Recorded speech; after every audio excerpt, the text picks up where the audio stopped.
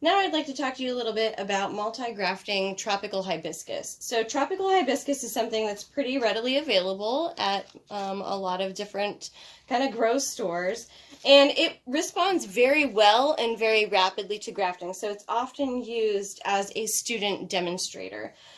This one, it looks like, if we look at the base of this pot, I see that it has a foam plug there. So these are probably rooted cuttings. And rooted cuttings is one very valuable way to be able to reproduce a hibiscus if you want it to be the same color. But if you want to be super cool and fancy, you may want to make a multi-grafted hibiscus, one tropical hibiscus that gets lots of different colors of flowers on it. So I have this plant that I've purchased that was the rooted cuttings, and then a couple that somebody donated to me in various stages of either decline or awakeness. We typically want to make sure that we don't have any flower buds on this because flowering will detract. Here's what a flowering bud looks like. Flowering will detract from us being successful at grafting this. And then you'll notice that it's kind of, I've got shed-like things in the background. Here's my lovely vacuum cleaner. You want to do this in shade where it's nice and cool so that you're not forcing the plant to transpire very much. And after we are done with grafting this tropical hibiscus, then we are going to put it in a dark chamber. Typically you want, I think the literature suggests about 70% shade. I'm going to put it in something that's closer to 75 or 80% shade in a bench in the greenhouse that I've put. And you want to do that just so that you can reduce transpiring and any kind of heat exhaustion. Keep it nice and humid in there so that it will promote the healing of the plant. All right, so that's probably enough background. Let's get started. One of the things that I see here is we've already got some damage on this stem here, so this probably got closed in somebody's car door or something, and so we are just going to cut that off. But I'm not just going to cut it off here. We have this node here that's going to grow into a new branch, but we want to utilize a lot of the inner stem, or the inner node, not inner stem, sorry about that, the inner node tissue to be able to heal that vascular cambium. And we want to make sure that the green layer on both this is going to be our rootstock and our scion are lined up really, really closely. So I'll do my best to show that to you guys. First thing is first, though, I'm going to cut right below this bud so I have a nice long inner node here. And then I can just toss this. This isn't going to be useful for anything. Now I'm going to look at my donor plants here and see what I have. This looks like I'm probably going to have to do some sort of bud grafting for because it has buds that haven't started to push yet, but it doesn't really have any green growth. So this isn't one that I can really utilize that with. This plant, however, it looks like most of the plant is dead, but I've got this nice little piece coming out of the base here. So I'm going to cut that really low to get that out of here. And then this is going to be my scion here. It only has a couple of leaves on it. This leaf already has some damage, so I'm going to take that leaf off. So now I'm left with just this little stick that has a couple of buds on it and one that's starting to push towards the top. I'm going to turn this into a piece that looks like a screwdriver using a grafting knife, cutting it into a wedge, and then I will cut straight down on this one to heal that in for the cleft graft. And you know what? I forgot a piece of valuable equipment in this process. This is the handguard. You always want to have a handguard handy whenever you're grafting because otherwise you will cut your finger and you will bleed badly. I speak from experience on that one. If it's sharp enough to cut through wood, it's sharp enough to cut through your finger, and you need it to be sharp enough to cut through wood. So this is my grafting knife, and I'm just going to take, and I'm going to hold it kind of in my cheese center towards the center of my body. I'm going to keep my thumb on the opposite side of the stick. Let's see, what's a good way to show you that like that? That's probably good. Okay, and now I'm just going to pull in one smooth motion to get that to be a nice kind of straight piece. It looks like I've got a little bit of a tip here at the bottom that I'm going to want to deal with. But in general, this is what my screwdriver piece looks like. Okay. So I see that I've got bark still on the outside there, and then you can see the green layer of that cambium. And we want to make sure that the green layer is lined up That's all the vascular tissue that's going to heal together with the rest of our plant.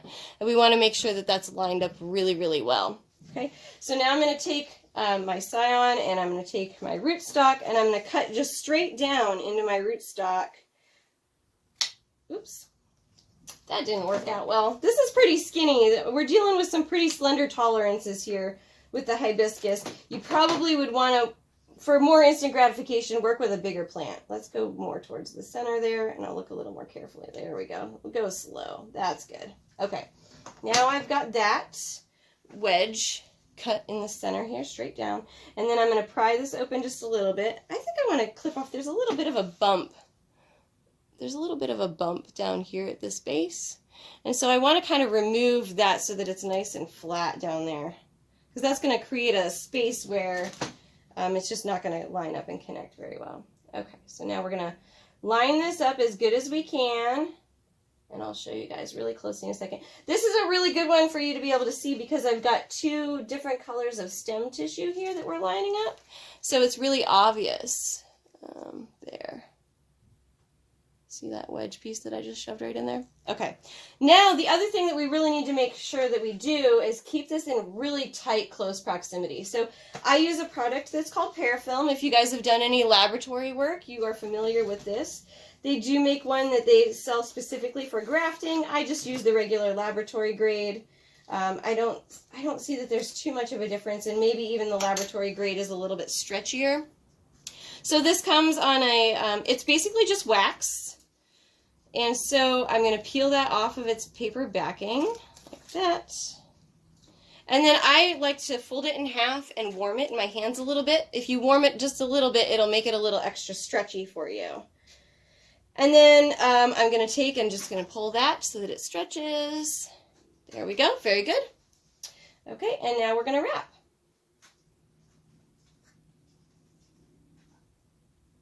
Okay, here we go. We are wrapping. This will hold it kind of tightly in place, but it's also fairly brittle, so it will end up like kind of degrading over time and allow the plant to expand itself. We can also kind of stretch this up if we're concerned about too much moisture loss in our scion, which can be a problem. We can stretch this parafilm up and wrap the entire scion so that it doesn't lose moisture. And the nodes will, the buds will just grow right straight through that. Okay, so that's pretty good. That's pretty tight, but we want it to be even tighter, right? We want to make sure it holds it really, really tightly. So there's a couple of options that I have here.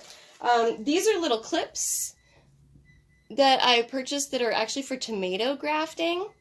And this would work really well. Eventually you will have to pull these off. This might be too much pressure, so we just want to check it and see. But this looks like it's about the right diameter to be able to hold that. And we want to press on the two sides that were the rootstock tissue so that it holds that in place. If we were to squeeze it this way, it would end up pushing that scion out towards the other side instead of healing. So this is what my grafted hibiscus stem looks like now with its little clamp on it. Okay, there we go.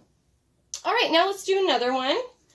This is going to be one color, and that one I got from here. So here are a couple of scions that I had pulled from something else. And I'm going to take a look at these and see what kind of healthy buds I have. It looks like I've got some flowers here towards the tip that I need to pick off. But this is going to be a pretty decent bud up here. So I don't really want this to be super long. I'm going to cut it down pretty short. And I'm going to utilize this stem next.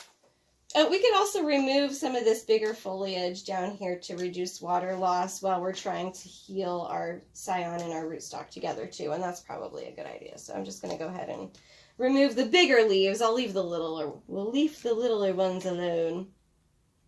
So cut those off. And this one.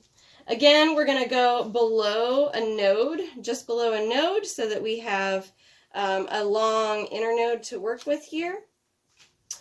And then if you know what the cultivars are, you would want to label each of these grafts because you're going to want to know what they are later. I actually don't know what color these are. I just asked around and people gave me sticks of their hibiscus, so I don't really know. Then I'm going to take and I want to match kind of this diameter here.